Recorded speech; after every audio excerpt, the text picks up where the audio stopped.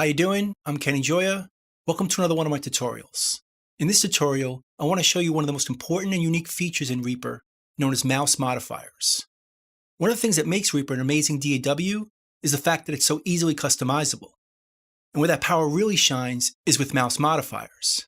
Because with them, we can adjust exactly how our mouse behaves in every possible situation. It becomes the way we interact with the program. So we can and should customize it to work the way we want to work, not the other way around. And as we go through this, you'll see that the hardest part is really choosing how we want to work. Because there's so many choices, the options can seem a bit overwhelming. But don't worry, we'll go over most of it so you can see what's possible and choose for yourself. And maybe even choose different mouse modifier setups, depending on what type of material you're working on at the time. It's all possible. So let's dig in. To open the mouse modifiers, we'll go to the Options menu, go to our Preferences, and scroll down to Editing Behavior and choose Mouse Modifiers. This is the Mouse Modifiers Preferences. Over here is our context.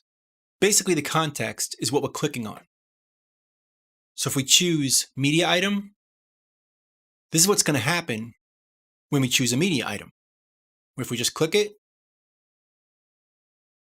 or if we choose track, what's going to happen when we click on our track, or if we choose ruler, what's going to happen when we click the ruler. That's the context. Then over here, there's a few other options. Let's go back to media item. There's left click, left drag, and double click. This is going to change depending on what we choose.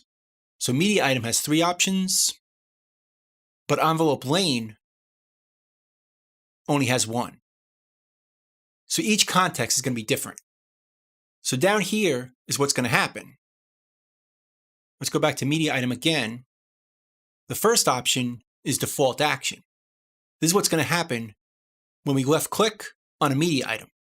In this case, it's going to select the item and move the edit cursor. So if we click right here, it selects the item and moves the edit cursor.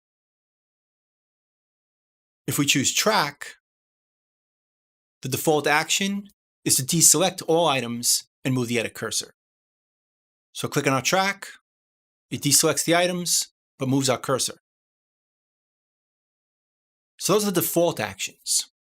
But below that are the things that are going to take place while holding down modifiers, like Shift, Command.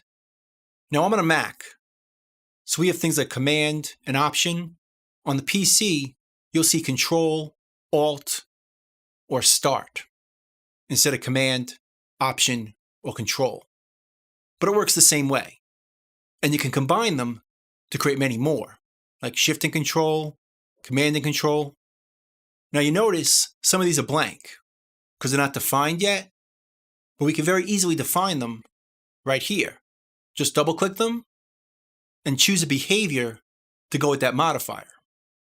Let's choose Extend Time Selection, ignoring Snap.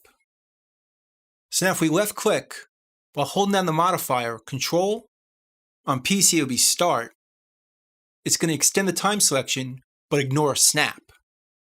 So snapping is turned on. Over here, let's make a time selection. See how it's extending by snap?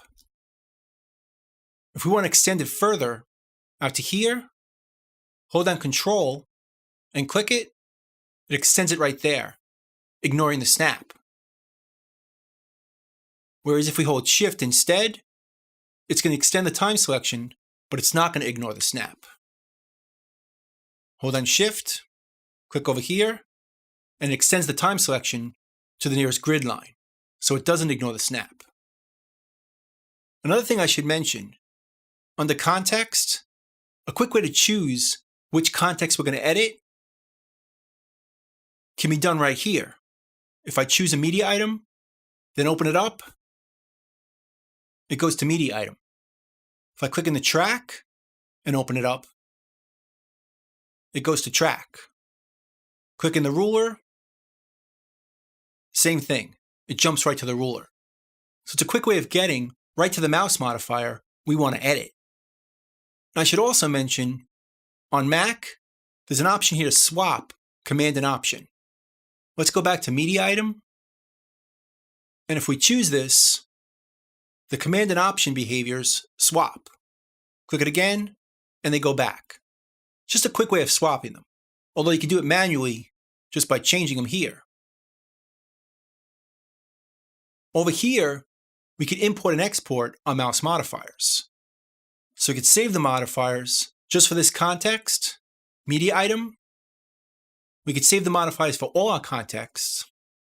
We could load them just for this context, or for all of them, or reset them to factory default just for this context, or for all the contexts over here. So by clicking this, we reset all our mouse modifiers back to the factory setting for all the contexts. So by using this menu right here, we can set up different mouse modifiers depending on the type of project that we're working on. We could set up one for dialogue, one for music, one for film editing or post, and just change them right from this menu, and the mouse modifiers will change to that behavior. And I should also mention the menu in each one of these, Default, Shift, Command, they're exactly the same. So this menu here is the same as this one here, or this one here.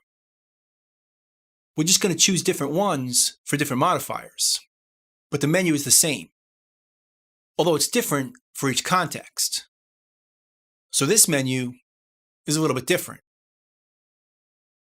But within each context, each one of these modifiers is the same. And also down here, there's a little button that gives us even more options.